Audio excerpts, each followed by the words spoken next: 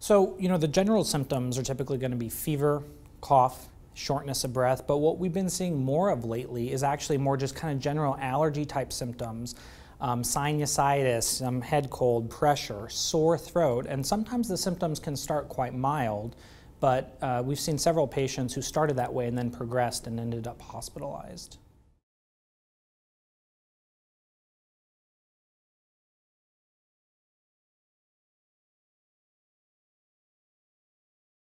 When we first started this back in March, most of the patients getting admitted were older, in their 60s and 70s, but interestingly, lately we've been seeing patients actually in their 20s and 30s. Now that doesn't make up the majority, but we've been seeing patients who have been doing, going to bars, patients who have gone rafting, all the things that Governor Abbott has now shut down. We have proven these patients now have contracted coronavirus and ended up hospitalized from it.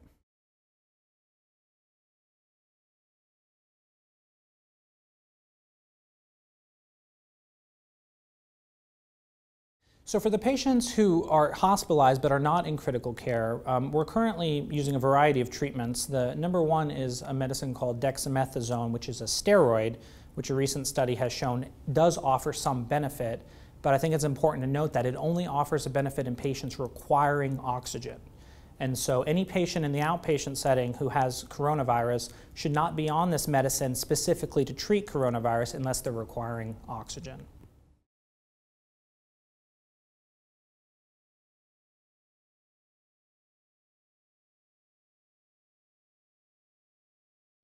So there's a variety of reasons why a patient may need to be on a ventilator. The number one reason would be their oxygen levels are too low, but also sometimes patients are tiring out. They're breathing so fast that their body can't keep up. I describe it as they're running a marathon while they're just laying there, and hour after hour of that, eventually the body can give out.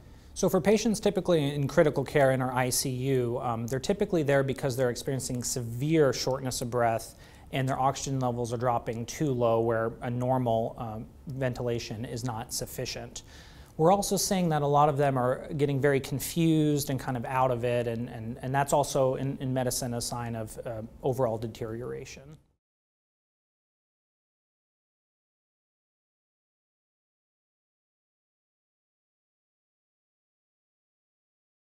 With our patients hospitalized here at Shannon, the two biggest comorbidities that I'm seeing in my practice are patients who have diabetes and patients who have obesity. Interestingly, we're seeing some of the younger patients, they have diabetes that was previously not a big deal, very well controlled, but now with coronavirus, their blood sugars are markedly elevated.